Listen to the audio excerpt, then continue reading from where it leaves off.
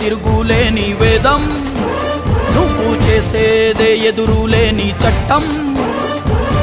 ఓర్పులోన ధరణి మాతవమ్మా, తీర్పులోన ధర్మమూర్తివమ్మా.